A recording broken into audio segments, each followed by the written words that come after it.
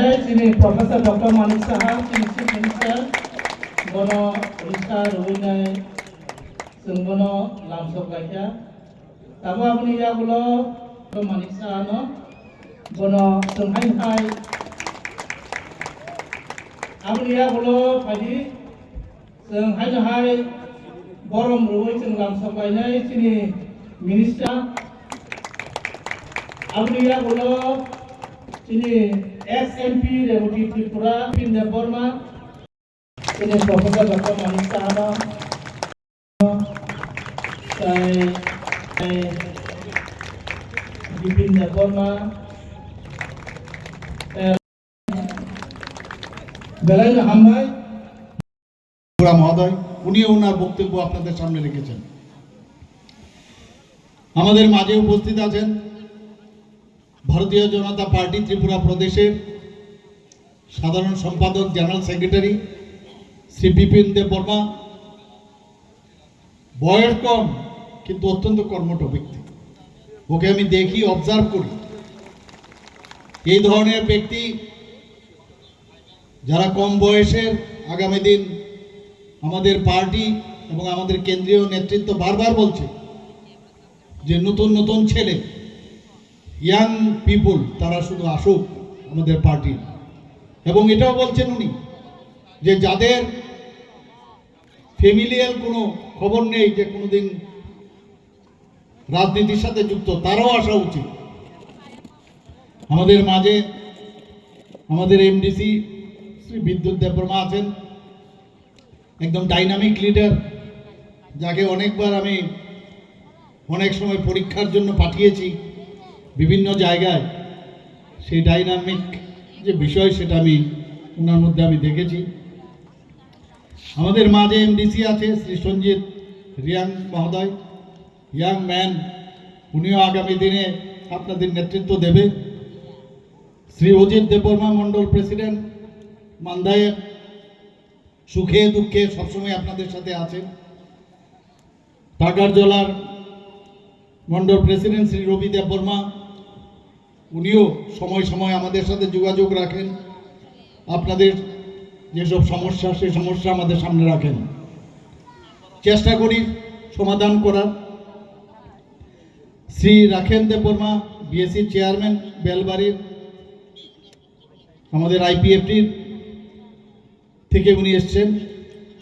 আমাদের মাঝে উপস্থিত আছেন শ্রী শুভমণি দেববর্মা পিএসসি চেয়ারম্যান জিরানিয়ার। তিপ্রামাথার শ্রী সুখরাম দেববর্মা এক্সিকিউটিভ মেম্বার। আজকে ভারতীয় জনতা পার্টি এবং আইপিএফটি এবং মথার যে আমাদের সরকার একসাথে আমরা চলছি তার একটা চিত্র কিন্তু আজকে এখানে প্রকাশ পাচ্ছে। তারা বিভিন্ন নেতৃবৃন্দরা বিভিন্ন স্তরে এখানে উপস্থিত আছেন এবং মা ও বোনেরা, ভারতীয় জনতা পার্টির কার্যকর্তাবৃন্দ, সাংবাদিক বন্ধুরা, সবাইকে আবার এখানে আমাদের কথা শোনার জন্য আপনারা বসে আছেন, এর জন্য আপনাদেরকে আমি হার্দিক অভিনন্দন ও শুভেচ্ছা জানাচ্ছি।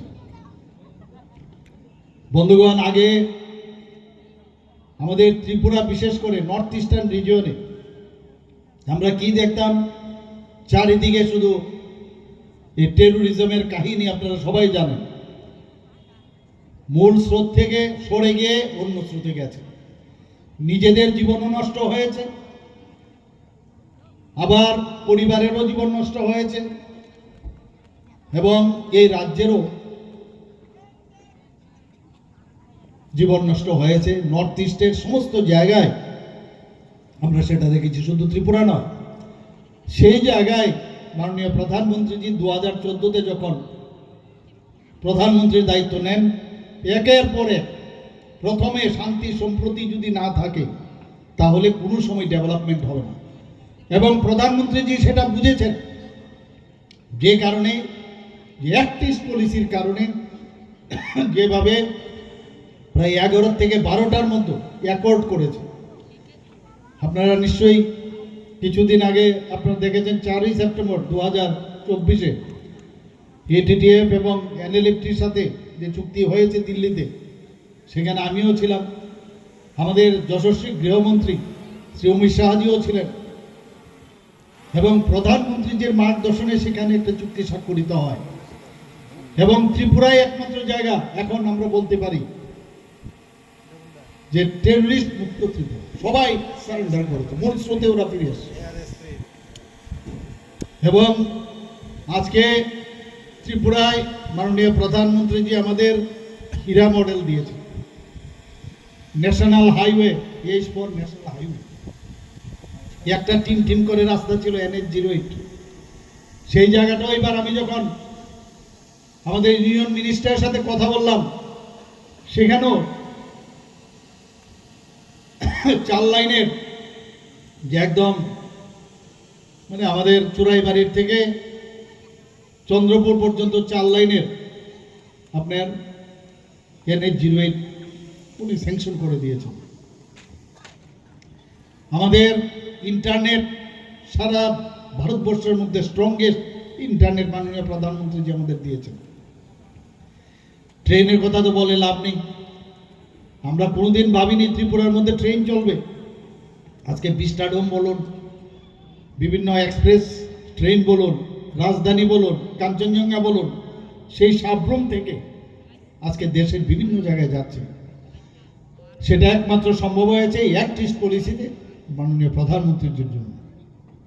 এয়ারওয়ের কথা যদি বলি, আজকে ত্রিপুরার যে এয়ারপোর্ট, আমরা সিঙ্গারবিল নিয়ে আমরা জানি মহারাজা বীর বিক্রম কিশোর মাণিক্য বাহাদুর দ্বিতীয় বিশ্বযুদ্ধের শেষ মুহূর্তে, শেষ দিকে উনি Singerbhil one of the oldest airport, ওনার সময় উনি সেটা করেছিলেন। উনাকে এতদিন ধরে আগের সরকারও আমরা দেখেছি মুখে মুখে অষ্টরম্ভা, কিন্তু কোনোদিন সম্মান দেয়নি। আমাদের সরকার আসার পর ওনার নামে, বীর বিক্রম কিশোর মাণিক্য বাহাদুরের নামে, আজকে যাকে আধুনিক ত্রিপুরার রূপকার বলা হয়, ওনার নামে এয়ারপোর্ট তৈরি হয়।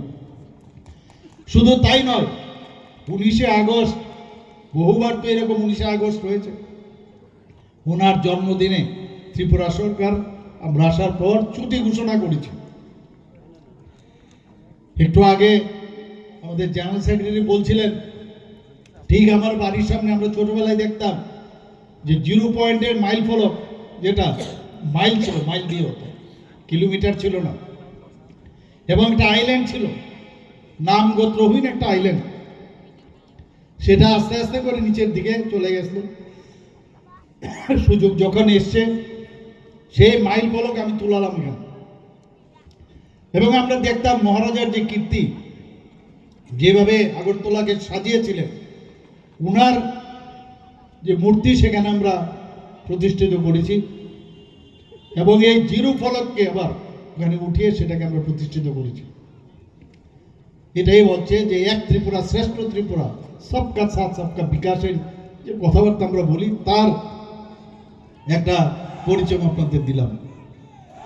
বন্ধুগণ, TTADCর নামকরণ ত্রিপুরা টেরিটোরিয়াল কাউন্সিল করার জন্য আমরা রাজ্য মন্ত্রিসভায় সিদ্ধান্ত নিয়ে আমরা দিল্লিতে পাঠিয়েছি। এই বিষয়ে আমাদের প্রাক্তন MP মহোদয় বলেছেন, শুধু তাই নয়, আমাদের 19টি জাতি গোষ্ঠী আছে আমাদের ট্রাইবাল জনজাতি এলাকায়, কিন্তু তারও বাইরে আছে।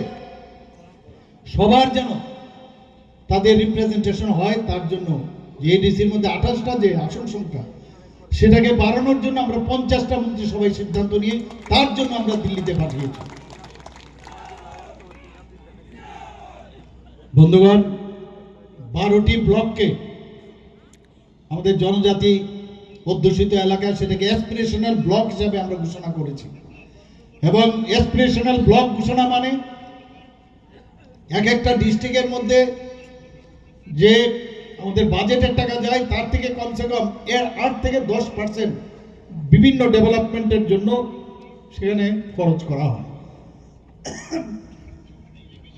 23 বছরের সমস্যা আমরা দেখেছি ব্রুরিয়াং শরণার্থীদের, খালি ক্রোকোডাইল টিয়ার্সে আমরা দেখেছি। বন্ধুগণ, আমার মনে আছে আমাদের যশস্বী গৃহমন্ত্রী অমিত শাহজির সাথে আমি কথা বলছিলাম, উনি বলছিলেন আরে এ লোক তো আমারাই আদমি ভাই। এই যে ফিলিংস, আমি ব্যক্তিগতভাবে আজকে বলছি যে ये लोग हमारा ही आदमी है, उनके लिए कुछ करना चाहिए। এই যে ফিলিং, 23 বছরের সমস্যা, 2020 সালের 16 জানুয়ারি ভারত সরকার, ত্রিপুরা সরকার, মিজোরাম সরকার এবং ভূ সম্প্রদায়ের মধ্যে যে চুক্তি, একটা ঐতিহাসিক চুক্তি স্বাক্ষরিত হয়, তার জন্য আজকে বিভিন্ন জায়গায় ওনাদেরকে সেটেলমেন্ট করা হচ্ছে। 500 কোটি টাকার উপরে তাদের জন্য রাখা হয়েছে। এর নাম হচ্ছে ভারতীয় জনতা পার্টি, এর নাম হচ্ছে আমাদের প্রধানমন্ত্রী নরেন্দ্র মোদীজি, আমাদের গৃহমন্ত্রী অমিত শাহজি। 2019 সাল থেকে পরপর 7 জন পদ্মভূষণ দিয়েছে। কাদের দেওয়া হয়েছে? 7 জনকে, কন্টিনিউয়াস জনজাতি গোষ্ঠী। রসম যন্ত্রশিল্পী শ্রী থাঙ্গাড়া হল 2019-এ দেওয়া হয়েছে, 2020-এ বেনিচন্দ্র জামাতিয়া, 2021 সালে সত্যরাম রিয়াং, 2023 সালে এনসিদা বর্মা মরণোত্তর, আমরা যাকে এনসিদা বলে ডাকি, এবং বিক্রম বাহাদুর জমাতিয়া। 2024 সালে শ্রী চিত্তরঞ্জন দেববর্মা, চিত্ত মহারাজ আমরা যাদের যাকে বলি, শ্রীমতী স্মৃতি রেখা চাকমা পদ্মশ্রী সম্মানে ভূষিত করা হয়েছে। বন্ধুগণ, এর নাম হচ্ছে ভারতীয় জনতা পার্টি, যে সম্মান দিতে জানে। আজ পর্যন্ত ত্রিপুরা রাজ্যের কোন জনজাতিকে এবং রাজ পরিবারে, সবাই আপনারা জানেন, জিষ্ণু দেববর্মা জিষ্ণু কর্তা হিসেবে জানেন, ত্রিপুরার মতো একটা ছোট জায়গা থেকে নিয়ে তেলেঙ্গানার মতো এত বড় একটা রাজ্যের উনাকে আজকে রাজ্যপাল বানিয়েছেন। কোনোদিন আমরা এটা দেখিনি, একটা ইতিহাস তৈরি করেছেন, এবং সেটা একমাত্র সম্ভব হয়েছে ভারতীয় জনতা পার্টির নেতৃত্বাধীন সরকার, এনডিএ সরকারের কারণে। বন্ধুগণ, রাজ্যের জনজাতিদের ককবরক ভাষাকে মর্যাদা দেওয়ার লক্ষ্যে বড়মুড়া পাহাড়ের নাম হাতায় কুতুর আমরা রেখেছি। কেউ রাখিনি। এর আগে 35 বছরের 5 বছরের কংগ্রেসকে দেখেছি, সিপিএমকে দেখেছি। জনজাতিকে যত দাবিয়ে রাখা যায়, যত ওনাদেরকে অসম্মান করা যায়, ততই ওনাদের যে রাজনৈতিক ব্যবসা সেটা চলবে। কিন্তু ভারতীয় জনতা পার্টি সেই দিশায় চলে না। আমরা গন্ডা চোরার নাম গন্ডা তৈসা দিয়েছি, 18 মুড়া পাহাড়ের নাম হাচুক বেরেম রেখেছি। এরকম আমাদের যে চেষ্টা, যে নামের মাধ্যমে পরিবর্তন করে সম্মান দেওয়ার যে বিষয়, সেটা একমাত্র আমাদের সরকার, আমরা সেটা করে থাকি। ত্রিপুরায় গড়িয়া পূজা যাতে আরো ভালোভাবে, আরো সুন্দরভাবে সবাই পালিত করতে পারে, একদিনের ছুটির জায়গায় এই সরকার আসার পর আমরা 2 দিনের ছুটি ঘোষণা করেছি। বন্ধুগণ, Tripura tribal research and cultural institute cum museum, যে নতুন কার্যালয় আমরা লেম্বুচড়াতে আমরা স্থানান্তরিত করেছি, যাতে তার যে আমাদের যে সৃষ্টি, যে পরম্পরা, আমাদের যে কৃষ্টি, সেগুলো বাঁচিয়ে রাখতে হবে। এবং সেই দিশায় আমরা সেখানে আমরা একটা বিরাট সেন্টার আমরা করেছি। বন্ধুগণ, জনজাতি সম্প্রদায়ের ছাত্রছাত্রীরা যাতে অল ইন্ডিয়ার স্তরের যে বড় বড় পরীক্ষা, ইউপিএসসি হোক, বিভিন্ন যেসব কম্পিটিটিভ এক্সাম, তাদের যাতে পরীক্ষা দিতে পারে, তাদের কোচিংয়ের জন্য আমরা ব্যবস্থা করেছি সরকার আসার পর। শিক্ষাক্ষেত্রে আপনারা সবাই জানেন, বিভিন্নভাবে প্রি মেট্রিক স্কলারশিপ, আমাদের পোস্ট মেট্রিক স্কলারশিপ, আমাদের ডিপার্টমেন্টের যিনি এখন মন্ত্রী বাহাদুর আছেন, আগে কম টাকা দেওয়া হতো, উনি বললেন আরো বাড়াতে হবে। আমি বললাম বাড়িয়ে দাও, বাড়িয়ে দিয়েছেন। আপনারা সবাই জানেন 40 থেকে 80 টাকা করে এখন সেটা বোধহয় বাড়িয়েছেন খুব সম্ভব।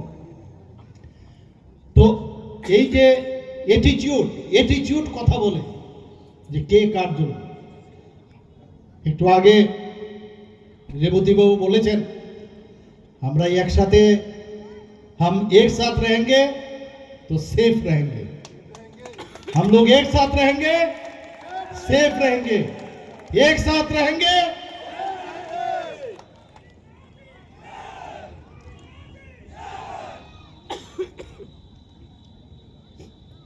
মেধাবী জনজাতি ছাত্রছাত্রীদের আমরা মেধা পুরস্কার দেওয়ার সেটাও আমরা শুরু করেছি। 2023-24 অর্থ বছরে 5,000 এর উপর আমরা এই ছাত্রছাত্রীদের বৃত্তি আমরা দিয়েছি। স্পেশাল কোচিংয়ের কোর্স সাবজেক্টে তাদেরকে যেন আরও বেশি করে উপযুক্ত করা যায় তার জন্য আমরা কোচিংয়ের ব্যবস্থা করেছি।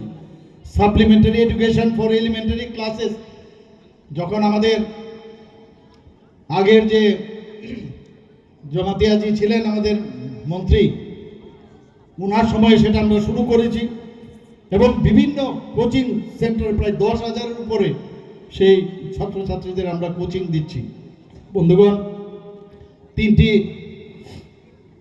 ডিগ্রি কলেজে হোস্টেল আমরা জনজাতিদের জন্য আমরা করেছি। মহিলা কলেজে একটা আগরতলায়, আম্বেদকর কলেজ ফটিকরায়ে, গন্ডাছড়া সরকারি কলেজে, বিভিন্ন জায়গায়। তাছাড়া আপনারা সবাই জানেন, এখানে আমার পূর্ববর্তী বক্তারা বলেছেন, Eklavya model residential school EMRS 21টার মতো, আগে 4টা ছিল, পরে আরও 17টার মতো স্যাংশন হয়েছে। এবং আপনারা একটু ভাবুন আপনারা যে কীভাবে জনজাতি অধ্যুষিত এলাকায় যাতে পড়াশোনার মান আরও বেশি উন্নয়ন হয়, সেই দিশায় আমাদের মাননীয় প্রধানমন্ত্রী যে কাজ করছেন। এতে করে প্রায় 8,160 জন জনজাতি ছাত্রছাত্রী সরাসরি পড়াশোনা করতে পারবেন। বন্ধুগণ, আপনারা শুনে খুশি হবেন যে বিশ্রামাগারের প্রয়োজন। বর্তমানে রাজ্যে মোট 13টি জনজাতি বিশ্রামাগার চালু রয়েছে। বনধন বিকাশ কেন্দ্র স্থাপন হয়েছে, 84টি বনধন বিকাশ কেন্দ্র এই সরকার আসার পর আমরা চালু করেছি। সেখানে ঝাড়ু, আমলকি, তেঁতুল, গন্ধকি ইত্যাদি যেসব বনজ দ্রব্য সেগুলো ভ্যালুয়েটেড করে সেখানে বিক্রির ব্যবস্থা করা হয়েছে। প্রায় 18,000-এর উপরে সেখানে বেনিফিশিয়ারি আমাদের জনজাতি ভাই বোনেরা আছেন। মুখ্যমন্ত্রী রাবার মিশন যোজনা, সেখানে আমরা 24,000 উপরে হেক্টর জমিতে আমরা সে চাষের ব্যবস্থা করেছি। এখন পর্যন্ত প্রায় 28,000 বেনিফিশিয়ারি আমাদের জনজাতি ভাই বোনেরা তাদের উপকৃত হয়েছেন। স্বনির্ভর করার জন্য আমাদের যারা জনজাতি ভাই বোনেরা আছেন প্রায় 1,000-এর উপরে, প্রায় 1,500-এর মতো ক্ষুদ্র ব্যবসা যাতে করতে পারে তার জন্য সেই ঋণ পর্যন্ত দেওয়া হয়েছে। আপনারা শুনে খুশি হবেন যে ভারত সরকার এর মধ্যে জনজাতিদের উন্নয়নের জন্য প্রায় 100 কোটি টাকা দিয়েছে। একটু আগে বলা হয়েছে, আমাকে বারবার বলা হতো যে আপনারা কিছু টাকা আমাদের দিন, আমরা তো দিচ্ছি, বাজেট থেকে দিচ্ছি, বাজেটের বাইরে। এবার যখন আমাকে বারবার বলছে বিভিন্ন স্কিমের 30 কোটি টাকা, এক কথায় আমি রাজি হয়ে গেছি, আমি দিয়ে দিই। এর আগেও 30 কোটি টাকা আমরা দিয়েছি। আমাদের সরকার আসার পর এই হসপিটাল খোলার জন্য। বন্ধুগণ, এক্সটার্নাল এইডের প্রজেক্ট যে ফান্ডের ওয়ার্ল্ড ব্যাংকের একটা বিরাট প্রকল্প আমরা নিয়েছি, প্রায় 1400 কোটি টাকা। আমাদের মাননীয় মন্ত্রী বাহাদুর প্রায় সময়ের সাথে কথা বলে আমরা বলি প্রতিটা পয়সা স্বচ্ছতার সাথে যেন মানুষের জন্য কাজে আসে। রাস্তাঘাট, তাদের জীবন প্রণালী, বিভিন্ন ক্ষেত্রে তাদেরকে সাহায্য করা, এক্সটার্নাল এইডের প্রজেক্ট। এবং আমি দিল্লিতে যখন আমাদের মাননীয় ইউনিয়ন অর্থমন্ত্রীর সাথে আমি কথা বলেছি, উনি বললেন যে এত অল্প সময়ের মধ্যে ওয়ার্ল্ড ব্যাংক থেকে এত টাকা পাওয়া মুশকিল, কিন্তু উনি উনার চেষ্টায়, উনাকে আমি ধন্যবাদ দেব যে উনি কম সময়ের মধ্যে 1400 কোটি টাকা উনি বরাদ্দ করেছেন। ট্রেসপের মাধ্যমে আমাদের 75,000 পরিবার লাইভলিহুড ইন্টারভেনশনে তারা উপকৃত হবে। শুধু তাই নয়, মুখ্যমন্ত্রী ট্রাইবাল ডেভেলপমেন্ট মিশন আমরা সেখানেও আমরা বিভিন্ন কাজ আমরা করছি। মাননীয় প্রধানমন্ত্রীজি 15ই নভেম্বর আপনারা জানেন 2023 সালে জনজাতি গৌরব দিবস চালু করেছেন ভগবান বিরসা মুন্ডার নামে। আপনারা জানেন এর আগে কেউ জনজাতিদের সেই সম্মান দেয়নি, সেটা একমাত্র আমাদের ভারতীয় জনতা পার্টি আসার পরে সেটা সম্ভব হয়েছে। বন্ধুগণ, আপনারা এর মধ্যে দেখেছেন যে কিছুদিন আগে আমি বোম্বেতে গিয়েছিলাম। সেখানে গিয়ে আমি বোম্বাই রিলায়েন্স গ্রুপের চেয়ারম্যান ওনার সাথে সাক্ষাৎ করি। ওনাকে আমি বলেছি আপনি আসুন, ত্রিপুরাতে অনেক কিছু আছে, আমাদের ট্যুরিজমের উপর আপনি কাজ করতে পারেন। আমাদের এখানে যে বাস যেটা আছে, আমাদের প্রায় 21টার মতো বাস আমাদের আছে স্পিসিস। এর মধ্যে মূলি বাসকে আপনি যদি ইউজ করেন সেটা থেকে ইথানল আপনি তৈরি করতে পারবেন। আরও অনেক বিষয় ওনাকে আমি বলেছি এবং উনি বলেছেন যে আমি একটা টিম পাঠাবো। প্রায় 45 মিনিট থেকে প্রায় 50 মিনিট ওনাদের সাথে আমার কথা হয়েছে, পুরো ফ্যামিলির সাথে। টাটা গ্রুপের সাথে আপনারা জানেন কিছুদিন আগে একটা মৌ হয়েছে আমাদের। 19টা যে আইটিস আছে ত্রিপুরাতে, সেই আইটিসগুলো সেই মান্দাতার আমলের সেই ব্যবস্থাপনা মেকানিক্যাল, এতে করে জাতি জনজাতির ভাই বোনেরা সেখানে ট্রেনিং নেন, কিন্তু তাদের অ্যাবজর্পশন হয় না, মাত্র 20% অ্যাবজর্পশন হয়। তারপরেও মানুষ এখন যেহেতু অনেক বেশি অ্যাডভান্স হয়ে গেছে, সেই আইটিস টাটা গ্রুপের সাথে আমরা যখন মৌ করলাম, তাতে করে প্রতি বছর 5000 আমাদের ছেলেরা এখন যে কম্পিউটার বেসড যে মেকানিজম ওনারা আনবেন, প্রায় 700 কোটি টাকা তারা ওনারা এখানে নিবেশ করবেন। তাতে করে 100% ওরা অ্যাবজর্পশন করবেন, শুধু ত্রিপুরাতে নয়, ভারতবর্ষে নয়, বিভিন্ন ভারতবর্ষের বাইরে বিভিন্ন দেশেও ওনারা পাঠাবেন। সেই মৌ হয়েছে আমাদের সাথে। আপনারা জানেন যে বিভিন্ন সুপার স্পেশালিটি হাসপাতাল, আমরা যে জিবি হাসপাতালে সুপার স্পেশালিটি হাসপাতাল আমরা করেছি। আরও সুপার স্পেশালিটি হাসপাতাল করার জন্য বাইরের থেকে অনেক ইনভেস্টার আসছে। এখানে আমাদের 400 ডাক্তারের প্রয়োজন, আগে ছিল 200। এর মধ্যে আরেকটা মেডিকেল কলেজ এসছে, সেখানে 400 MBBS ডাক্তার প্রতি বছর এখন বেরোবে। ডেন্টাল কলেজ হয়েছে এখানে, বিএসসি নার্সিং কলেজ হয়েছে এখানে, সব দিকে একটা হাব ট্রেস্ট এখানে হয়েছে। সব দিকে আমরা এখানে চাইছি যে একটা হেলথ হাব হোক, এখানে মেডিকেল হাব হোক, বিশাল অঙ্কের লোকের তাতে করে কর্মসংস্থান হবে। রাজ্যে পর্যটনের বিশাল সম্ভাবনা আমাদের। এর মধ্যে আপনারা শুনেছেন প্রায় 97 করোড় 51টা শক্তিপীঠ তার রিপ্লিকা আমরা উদয়পুরে বন্দোয়ারে আমরা করতে যাচ্ছি। কেন্দ্রীয় সরকার তাতে করে 97 কোটি টাকা স্যাংশন দিয়েছে।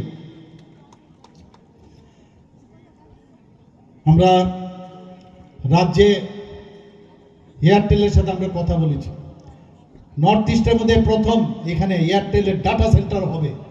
ডাটা সেন্টার হওয়া মানে কর্মসংস্থানের যোগান হবে এবং তাতে করে আমাদের যে কর্মপদ্ধতি তাও কিন্তু অনেক বেশি আধুনিক হয়ে যাবে। বন্ধুগণ, এর মধ্যে আমি ইনফোসিসের চেয়ারম্যানকে আমি চিঠি দিয়েছি, যাতে করে রাজ্যের যে উন্নয়ন জোয়ার বইছে তাতে ওনারও এসে আমাদের সাথে যোগ দেয়। আমাদের মূল মন্ত্র হচ্ছে বৈচিত্র্যের মধ্যে ঐক্য, ইউনিটি ইন ডাইভার্সিটি। বন্ধুগণ, আমার কথা বলে আমার যে সেন্টেন্স সেটা ধরেই বলেছেন যে আমি বলেছিলাম একবার যে ত্রিপুরা কখনই উন্নয়ন হবে না যতক্ষণ ধরে আমাদের জনজাতি ভাই বোনদের উন্নয়ন না হবে। সেটা একটু আগে বলেছে। আমরা সবাই এটা আগে বুঝতে হবে, জাতি জনজাতি আমাদের মধ্যে কোনো অবস্থায় কোনো বিভেদ থাকা উচিত নয়। এটাকেই বলে আমরা সবাই ঐক্যতার প্রতীক। আমরা সবাই একসাথে আমরা থাকবো। আগামী দিন এই ত্রিপুরাতে যে শান্তি বিরাজ করছে। 28টা রাজ্যের মধ্যে নিচের দিক থেকে এখন 3য় স্থানে আছে। এটা আমার রিপোর্ট নয়, দিল্লির রিপোর্ট। শান্তি সম্প্রতির দিকে ত্রিপুরা এখন 3rd পজিশনে আছে নিচের দিক থেকে।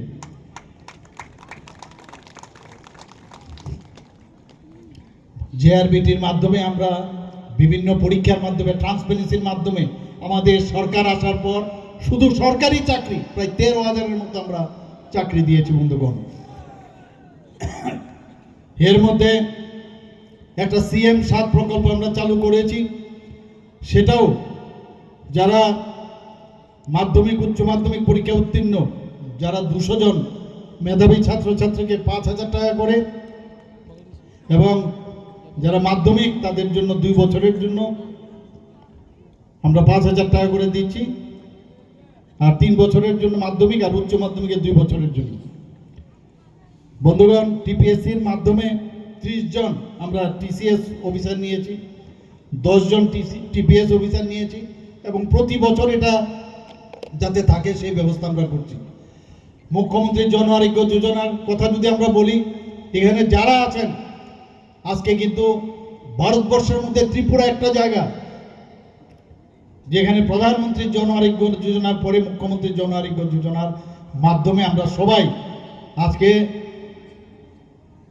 এই যে যোজনা আমরা করেছি তাতে করে স্বাস্থ্যের বেলায় প্রায় 5 লক্ষ টাকা করে প্রতি বছরে প্রতিটা ফ্যামিলি পাবো আমরা, সেই ব্যবস্থা আমরা করেছি। বন্ধুগণ, আমরা এর মধ্যে সিদ্ধান্ত নিয়েছি, বিধানসভায় আমি বলেছি যে 100 জন মেধাবী কন্যা সন্তানকে, আমরা তো 9ম শ্রেণীর যারা আছে তাদেরকে আমরা তো সাইকেল দিচ্ছি, কিন্তু 100 জন মেধাবী কন্যা সন্তানকে স্কুটি দেওয়া শুরু হয়ে যাবে বন্ধুগণ। PM জনমন প্রকল্পে রাজ্যের 4 জেলার 6টি ব্লকে 10টি জনজাতি ছাত্রাবাসের ভিত্তিপ্রস্তর স্থাপন করা হয়েছে বন্ধুগণ।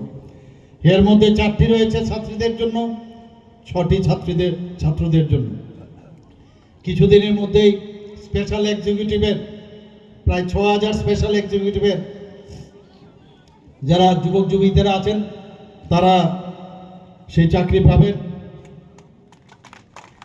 আপনারা নিশ্চয়ই লক্ষ্য করেছেন যে রাজ্য সরকার সম্প্রতি যে DA 5% আমরা দিয়েছি, 3% আমার যখন আমাদের সরকার আসে পরবর্তী সময়ে 29 মাসে আমি যখন মুখ্যমন্ত্রী হই 27% আমরা DA দিয়েছি। এর আগে 3% অর্থাৎ 30% আমরা DA সরকারি কর্মচারীদের বন্ধুগণ দিয়েছি। আমরা সবসময় চাই যে ত্রিপুরাতে শান্তি আসুক, আমরা নেশামুক্ত ত্রিপুরার দিকেও আমরা লক্ষ্য এখানে অ্যাড্রেস করেছি। এখানে যারা আছেন আপনাদের কাছে একটাই আমার অনুরোধ থাকবে যে নেশামুক্ত ত্রিপুরা সেটা পুলিশ দিয়ে, আরক্ষা দপ্তর দিয়ে কোনোদিন সেটাকে নির্মূল করা যাবে না যতক্ষণ ধরে আপনারা আমাদের সাহায্য না করবেন। বন্ধুগণ, প্রায় 200 কোটি টাকা খরচ করে বিশ্রামগঞ্জে অলরেডি আপনার স্যাংশনও হয়েছে, সেটা শুরু হতে যাচ্ছে, টেন্ডারও হয়ে গেছে, ডি-অ্যাডিকশন সেন্টার হবে। প্রতিটা জেলাতে আমরা ঠিক করেছি যে একটা করে ডি-অ্যাডিকশন সেন্টার হবে। বন্ধুগণ, আপনারা এর মধ্যে দেখেছেন যে ভারতীয় জনতা পার্টির বা এনডিএ সরকারের রেজাল্ট, ইলেকশনের রেজাল্ট আপনারা দেখেছেন। প্রধানমন্ত্রীজির উপর মানুষের বিশ্বাস আছে বলেই সেটা সম্ভব হয়েছে, এবং সেই বিশ্বাস আজকে ত্রিপুরাতেও আমরা দেখতে পাচ্ছি। এখানে CPM এর দুর্দশা, এই যে কিছুদিন আগে যে ইলেকশন হলো 4 রাজ্যের, না বললেই ভালো, নোটার সাথে ওরা হাড্ডাহাড্ডি লড়াই করছে, এমন একটা অবস্থা হয়েছে। এখন মাঝে মাঝে উকি ঝুঁকি দিচ্ছে কংগ্রেস CPM একসাথে হয়েছে। বন্ধুগণ, ওরা সারা জীবন মানুষকে ঠকিয়েছে, এদের কথাই আপনারা বিশ্বাস করবেন না। আমরা সবাই যদি একসাথে থাকি, আমরা IPFT, মোথা, ভারতীয় জনতা পার্টি, আমরা যে স্বপ্ন আমরা দেখছি ত্রিপুরাকে একটা মডেল ত্রিপুরা ভারতবর্ষের মধ্যে প্রতিষ্ঠিত করব, সেটা সম্ভব হবে। আমি এই কথাগুলো বলে আপনাদের আগামী দিনে আপনাদের সাহায্য প্রার্থনা করছি। সবাইকে অসংখ্য ধন্যবাদ জানিয়ে আমার বক্তব্য শেষ করছি। বন্দে মাতরম, ভারত মাতা কি জয়।